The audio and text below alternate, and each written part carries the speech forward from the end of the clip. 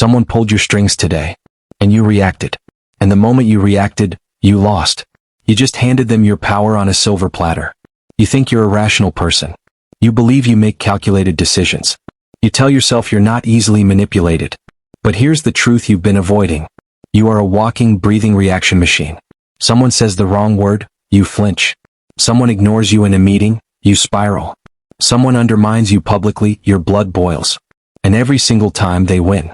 Not because they're smarter than you. Not because they're stronger than you. Because they understand something Machiavelli understood 5 centuries ago.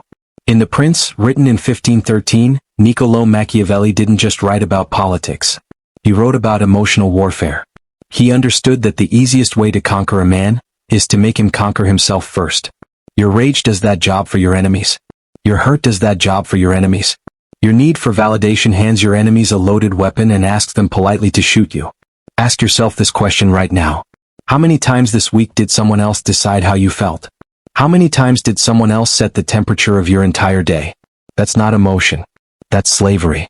And Machiavelli would call it exactly what it is, strategic incompetence. This is not a video about emotional repression. This is not a video about becoming cold or dead inside. This is a video about becoming unreachable. Your emotional reactions are not signs of passion or authenticity. They are tactical vulnerabilities, and your opponents know exactly where they are. Today you learn to close them. Here is exactly what you're going to learn today. Principle 1. Why your reactions are not yours. They were installed. Principle 2. The Machiavellian concept of the fortress mind. Principle 3. How provocateurs hunt for your emotional pressure points. Principle 4. The surgical technique of deliberate non-response. Principle 5. How to manufacture calm as a weapon, not a coping mechanism. Principle 6. Information asymmetry. Why silence makes you dangerous. Principle 7. The final transformation, becoming the eye of the storm. Stay until the end. Because the final principle is the one most people never discover, and it is the reason certain people seem completely untouchable. Principle 1. Your reactions were installed, not born. Section marker, Principle 1. Here is a fact that should disturb you. You did not choose your triggers. You inherited them. From a parent who punished your silence. From a classroom that rewarded the loudest voice. From relationships that taught you, if you don't react, you don't care. Your nervous system was programmed like software. By other people. For their convenience. The parent who needed you to cry to feel loved, installed that trigger. The teacher who needed you to argue to feel respected, installed that trigger. The partner who needed your jealousy as proof of your commitment, installed that trigger. In psychological terms, this is operant conditioning. Every time you reacted, someone got what they needed from you. Which means every one of your triggers is a covert contract you never agreed to. Think about that. You are running behavioral code written by people who no longer exist in your life. Machiavelli writes, a prince who is not wise himself cannot be well advised. You cannot be strategically wise while emotionally illiterate about your own programming. The tactical correction? Step 1. Name your top 3 triggers right now. Say them aloud. Discomfort. Dismissal. Disrespect. Whatever they are, name them. Step 2. For the next 7 days, every time you feel a reaction rising, pause and ask, who taught me to feel this? Who benefits from this response? Step 3. Audit the trigger like a surgeon audits a wound. Clinically. Without self-pity. Without shame. You cannot reprogram what you refuse to examine. And the people who provoke you, they have already mapped your emotional architecture. Which brings us to what they're actually doing when they provoke you. And it's more calculated than you think. Principle 2. The fortress mind, your non-negotiable foundation. Section marker, Principle 2. In medieval warfare, a fortress was not built to look impressive. It was built to make siege warfare economically irrational. Think about that word. Irrational. If attacking your walls costs more than the reward, enemies find someone easier to attack.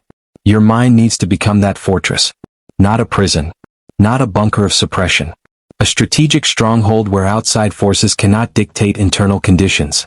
Here is the Machiavellian principle this rests on. In chapter 25 of The Prince, Machiavelli writes about fortune, the unpredictable forces of life, as a river. Fortune is a woman, and if you wish to keep her under, it is necessary to beat and ill-use her. She shows her power where valor has not prepared to resist her. The river of other people's provocations will flood your mind unless you have built the embankments. The fortress mind has 3 walls. Wall 1, identity stability. You know who you are. No insult can redefine you. No compliment can inflate you. You are the same man or woman in the boardroom, the bedroom, and the battlefield. Wall 2, emotional latency. Between stimulus and response, there is a gap. Your only job is to expand that gap. From half a second, to 3 seconds, to 10. That gap is where your sovereignty lives. Wall 3, strategic indifference. Not every provocation deserves your engagement. The lion does not turn to look at every dog that barks. Selective attention is not weakness. It is resource management. The tactical implementation is this. Command 1. Build a morning ritual that anchors your identity before you walk into the social battlefield. Meditation. Cold exposure. Physical discipline. It doesn't matter which. What matters is you enter each day having already claimed your internal state. Command 2. Create a physical anchor for the pause. Press your thumb to your finger. Take 1 diaphragmatic breath. Link that physical motion to the cognitive command, I choose my response.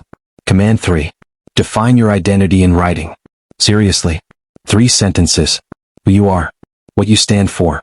What cannot touch you. Read it every morning until it is installed deeper than anyone's opinion of you. Because here's what the provocateurs, the wolves circling your life, here is what they know. An unfortified mind is an open city. And they are at the gates. Principle 3. How predators hunt your emotional pressure points. Count to 3. Watch what happens. Did your mind try to fill that silence? Did discomfort creep in? That's not an accident. That's your nervous system seeking resolution. And predators use that against you. Here is how emotional predators, the hyenas in your workplace, your family, your social circle, here is how they actually operate. Step 1. Baseline mapping.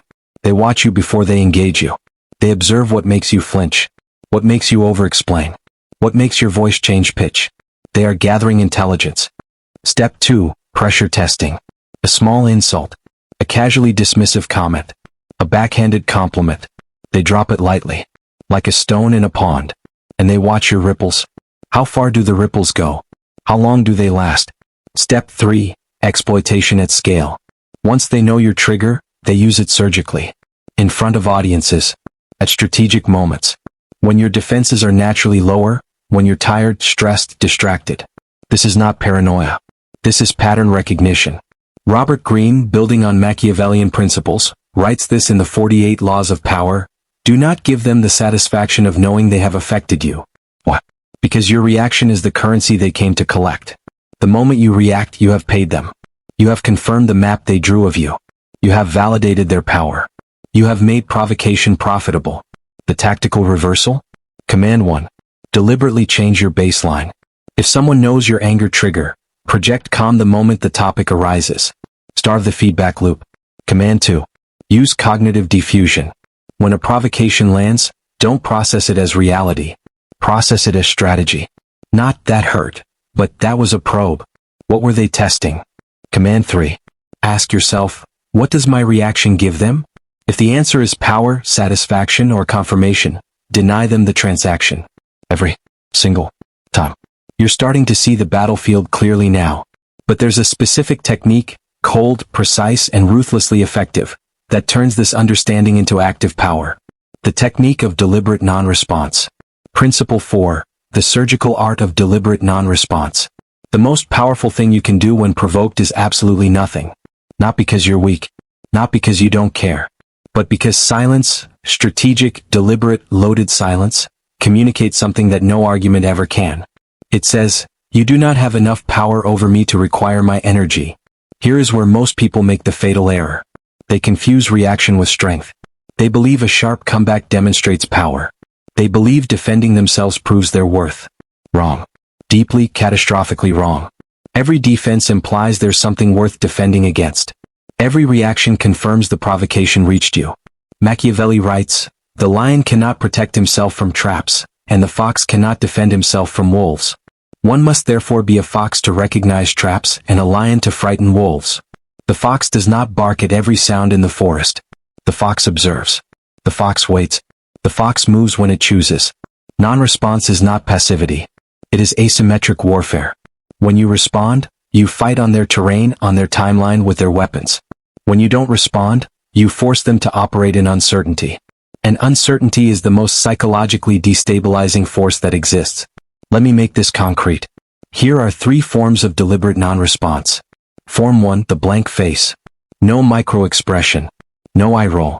No tightening of the jaw. You receive the provocation like a stone wall receives rain. You let it run off. This requires practice.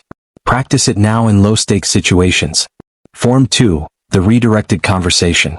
Instead of engaging the provocation, you pivot cleanly to a completely separate subject. No acknowledgement. No visible awareness that anything was even thrown. This drives provocateurs into cognitive dissonance. They expected ripples. They get nothing. The confusion that follows is deeply destabilizing for them. Form 3, the delayed and measured response. When response is necessary, delay it. Even 30 seconds. Even 3 hours. Respond when you choose. Not when they demand. This reestablishes who controls the tempo. And right now you might be thinking, but doesn't this look weak? Doesn't silence look like submission? That's your old programming speaking. A provoked, reactive person looks unhinged. An unaffected, composed person looks powerful beyond measure. The truth about silence is this: it creates information asymmetry. And that is where your strategic advantage lives. Principle 5. Manufactured calm as a weapon, not a coping mechanism. Here is a concept most people have backwards. They think calm is what happens when there's nothing to be angry about. Wrong. Calm is a manufactured state that you deploy like a scalpel. Strategic calm is not the absence of emotion. It is the weaponization of composure. Consider what happens in the mind of someone who tries to provoke you, and fails. First they feel confused. The feedback loop broke. They expected energy. They received nothing. Then they feel exposed. They revealed their attempt. You didn't reveal yours. Then they feel something far more important to your strategy, inferior. Because you just demonstrated in real time that their words cannot reach you. That you are operating at a level they cannot access. That is not arrogance. That is psychological positioning. The Roman Emperor Marcus Aurelius, the philosopher king, writes in Meditations, "You have power over your mind, not outside events. Realize this and you will find strength." This is the Stoic integration of Machiavellian strategy. Not just tolerating the chaos, using the chaos, letting others combust while you remain the eye of every storm. Ask yourself this question. Who is the most powerful person in any room? It's not the loudest one. It's not the most aggressive one. It's the one who seems unmoved by everything. The one whose internal state no external event can determine. The tactical commands. Command 1. Breathwork as daily discipline. 4 seconds in. 7 seconds hold. 8 seconds out. This activates the parasympathetic nervous system.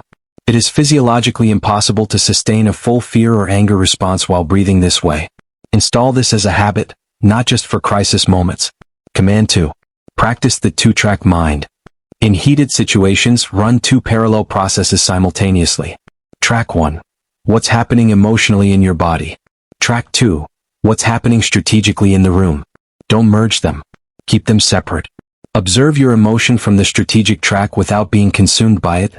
Command 3. Reframe provocation as information. Every time someone tries to destabilize you, they are revealing their own insecurity, their own agenda, their own fear of your potential. Receive provocation as data, not attack.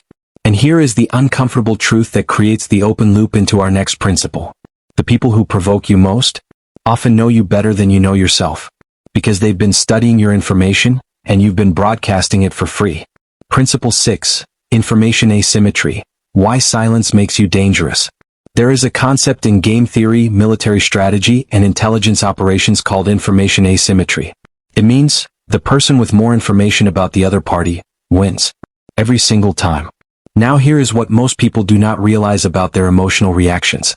Every reaction is a data transmission. Every time you anger, you transmit, "My status or respect has been threatened." Every time you justify, you transmit, "I fear your judgment." Every time you over-explain, you transmit, "I need your approval to feel secure." You are constantly broadcasting your operating system to people who have not earned that intelligence. Machiavelli writes in The Prince, "Everyone sees what you appear to be, few experience what you really are." This is not a suggestion to be fake. This is a directive to be strategic about what you reveal, when you reveal it, and to whom.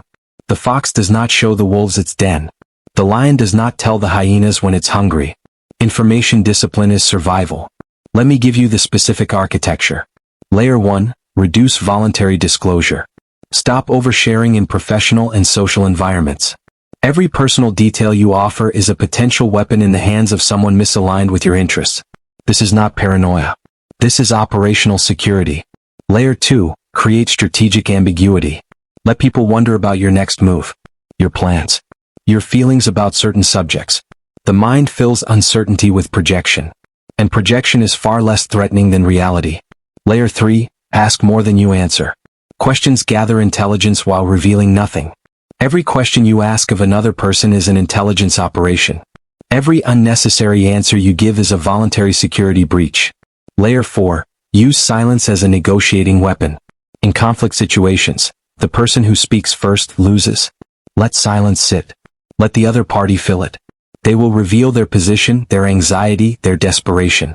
You reveal nothing but composure. This is not manipulation. This is not deception.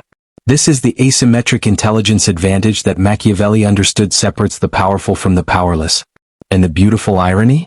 The more silent you become, the more people project strength onto you. The less you reveal, the more they assume you have to hide. And what they imagine is almost always more impressive than reality. We have one principle left. And it is the one that brings all of this together. The final transformation. Because everything you've learned today is preparation for this. Principle 7. Become the eye of the storm, the final transformation.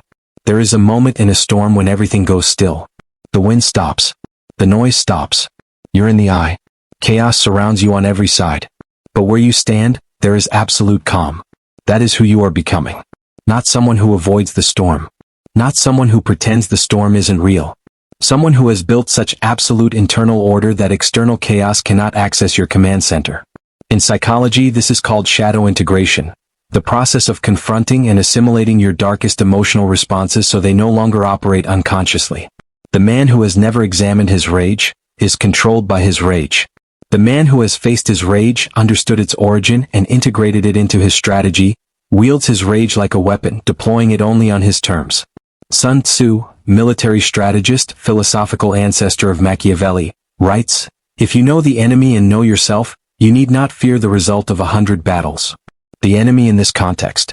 The enemy is the reactive, unexamined version of you that hands power to anyone willing to press the right button. The final transformation requires 3 things. Transformation 1, radical self-knowledge. Know every trigger. Know every vulnerability. Not to hide from them, but to own them before someone else does. The fighter who knows his weak side guards it. The fighter who doesn't, gets hit there every time. Transformation 2, emotional judo. Judo is the art of using an opponent's force against them. When someone attempts to provoke you, receive the energy. Don't absorb it. Redirect it. Let their aggression fuel your focus. Let their dismissal sharpen your ambition. Let their contempt become rocket fuel for your excellence. Every provocation is an energy donation you didn't ask for. Transformation 3, presence as power. The unreactive person in any room becomes the gravitational center. People orbit them because they represent what everyone secretly wants. Freedom from the chaos of other people's opinions. Your stillness becomes a mirror that reflects back at aggressors the image of their own desperation. And nothing disarms a provocateur faster than seeing themselves clearly. You are not trying to become a robot. You are not trying to become emotionless. You are trying to become sovereign. The person who feels everything, but is controlled by nothing. The person who can sit in the fire and emerge not burned, but tempered. Steel is made in heat. You are being made right now, in the daily fire of provocation, manipulation, and social warfare. The question is not whether the fire will come. The question is, who will you be when it does? Let's bring this home. You came into this video as someone who gets pulled. Someone whose strings others can find and play. You leave this video with something different. A map. A map of how provocation actually works. A map of where your triggers live and who installed them. A map of how to build the fortress mind, the psychological stronghold no casual aggressor can breach. You now understand how predators hunt for pressure points, and how to deny them the transaction. You know what deliberate non-response actually communicates, dominance, not passivity. You understand that calm is not weakness, it is a precision weapon deployed by those who have done the work. You understand information asymmetry, that silence and strategic ambiguity make you dangerous in the most sophisticated way. and you understand the final transformation: shadow integration, emotional judo, presence as gravitational power. But here is the warning, and take this seriously. The person who watches this video and does nothing is worse off than the person who never watched it at all. Because now you know what's possible. And choosing to remain reactive after seeing the alternative? That's not ignorance. That is voluntary surrender. Every day you walk through the world with unexamined triggers and unguarded reactions. You are handing leverage to anyone who wants it. The wolves do not wait for you to be ready. The hyenas do not pause their circling while you decide whether to change. The battlefield is live. Right now. Today. This is your call to action. This video showed you something real. Hit subscribe. Right now. Because what we build here is not entertainment. It is strategic education. Every video on this channel is a weapon handed to you freely. It's your choice whether to pick it up. Drop a comment below. Write the word, sovereign. Just that word. Because the people who write it are marking something in themselves. They are drawing a line in the sand. They are saying, I am no longer available for emotional exploitation. And when you write that word, I want you to mean it. Machiavelli didn't write The Prince for kings. He wrote it for people willing to think like one.